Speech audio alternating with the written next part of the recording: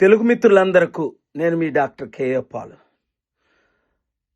గత 100 రోజులకు పైగా అమెరికాలోనే ఉండి అవతల ఇరాన్ లీడర్స్ని కలిసి, అమెరికన్ లీడర్స్ని కలిసి, కొంతమంది ఇజ్రాయెల్ లీడర్స్ని కలిసి ఈ యుద్ధం ఆపటానికి శాంతి చర్చల కొరకు ఎంతో ప్రయత్నించాం. మీరందరూ ప్రార్థించారు. అయితే కొన్ని విషయాలు నేను ఇప్పుడు మాట్లాడలేను.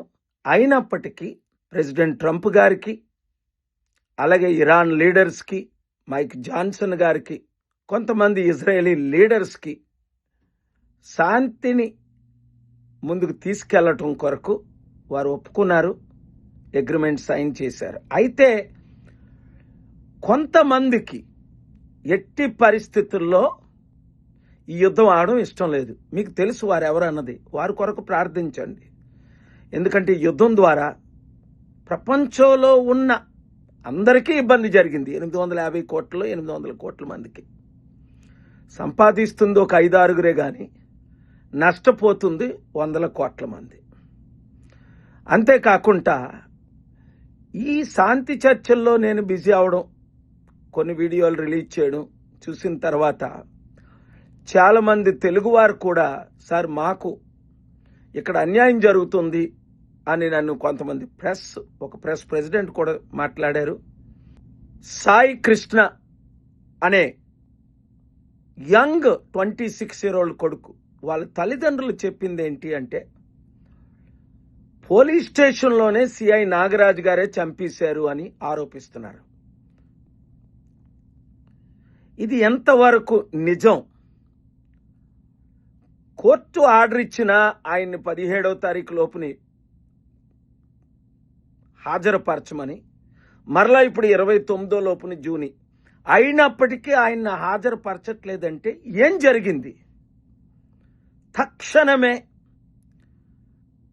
ఈ కొంతమంది పోలీసుల దౌర్జన్యాన్ని అరికట్టాలి అంటే ఒక రిటైర్డ్ జడ్జి ద్వారా లేదా ఒక సరియైన సిబిఐ ఎంక్వైరీ చేసి, ప్రవీణ్ పగడాల విషయం న్యాయం జరగలేదు, అడ్డంగా చంపేశారు. రుజువులతో నేను డిబేట్కి వచ్చాను. ఇప్పుడు సాయి కృష్ణని చంపేశారని తల్లే ఆరోపిస్తుంది.